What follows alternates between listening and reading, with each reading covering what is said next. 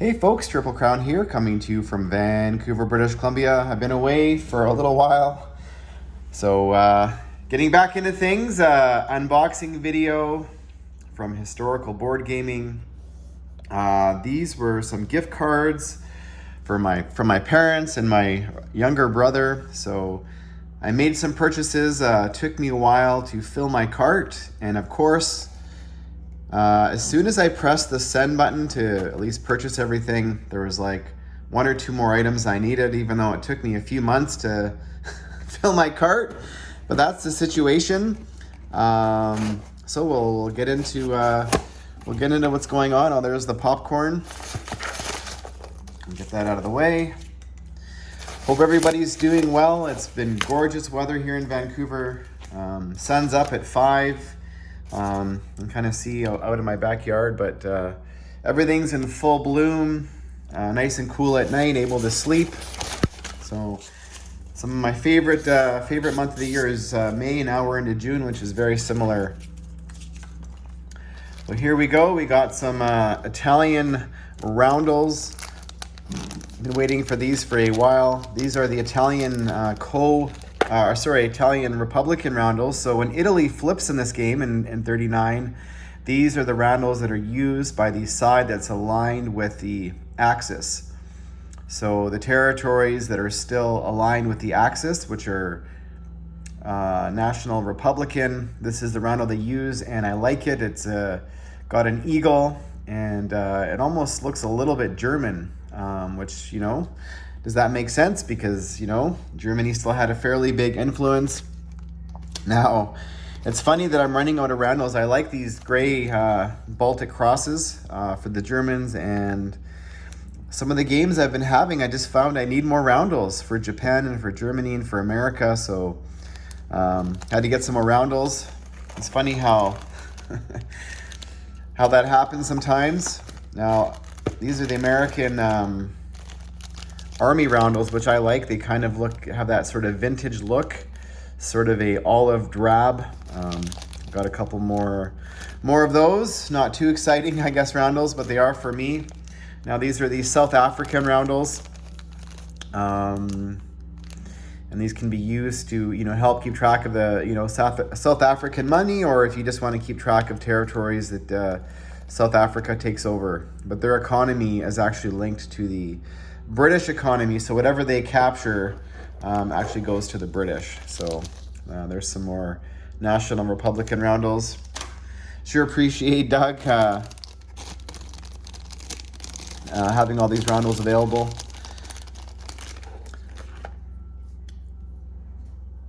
Now this is the destroyer transport. So currently in the game, the Japanese have the Tokyo Express ability, which is 2 transports paired together as a non-com movement. Can transport an additional 1 infantry. So how this is going to work, I'll just put it on here.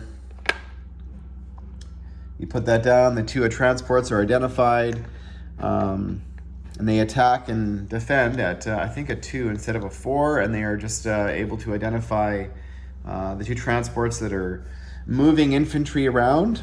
So that's going to be a helpful game aid. And I believe there's another one as well. And this is the Kriegsmarine. So this is for, now assuming these are Italian transports, so it says Kriegsmarine on it. So 2 Italian naval transports per turn can be allocated to the Kriegsmarine, and you put the 2 transports on there, or if they're going to move independently, you'd have 2. So just to identify, the Germans can use them as basically their own for that round, and the Italians cannot use them. So just to help keep track of the transports in that way. So thank you for Doug for making those. Looks like we have some more decals. These are the South African decals.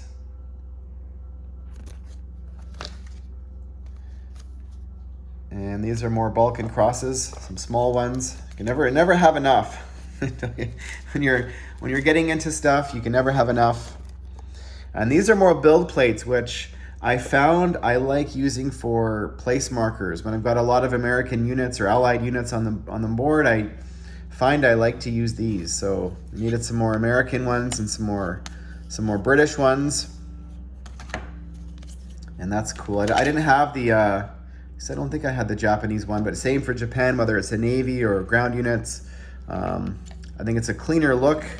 I don't know, my own preference to use, and same for the Germans. So there's some more Balkan crosses. So there we go. And let's get to the details of the, I have to grab some scissors. There's a piece of tape.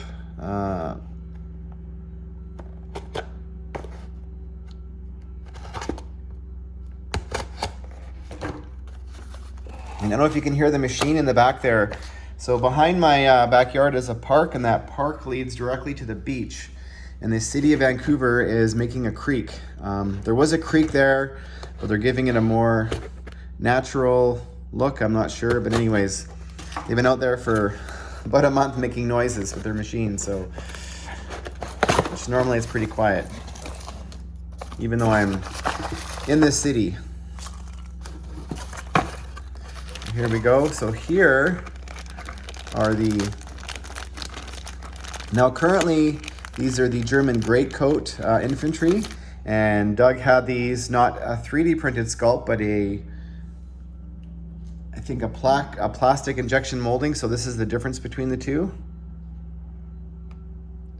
The 3D sculpt, always more detail, you can kind of see. I've got these ones a little bit weathered. They're painted gray. They've got a little bit of white weathering on them, so yeah, very, very, very similar actually. But I don't know if you can see it on the camera, but actually the 3D printed sculpt, there's quite a bit more detail. So if this was painted and had the weathering look on it, you'd see things pop a little bit more. You can actually see almost some details on the face. So very cool. And again, I'm running out of German infantry. And I think there is a different infantry here as well. And this is, I think maybe this is the Yugoslavian infantry. So look at the detail there. I mean, it doesn't get any more authentic and real than this in terms of, an Axis and Allies piece. So very cool looking piece. And of course, Yugoslavia does start the game with, I believe, 5 or 6 infantry. So once I get these painted up, that's gonna look a little bit more realistic than the British units I currently had painted. So very excited about that. And that's it, folks.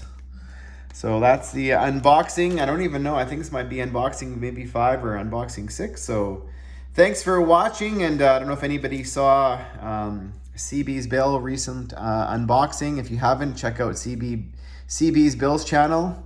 And that was his first unboxing video, mostly to do with Global War 1939. So thanks for watching, folks, and stay tuned for more Global War 1939 content coming out soon.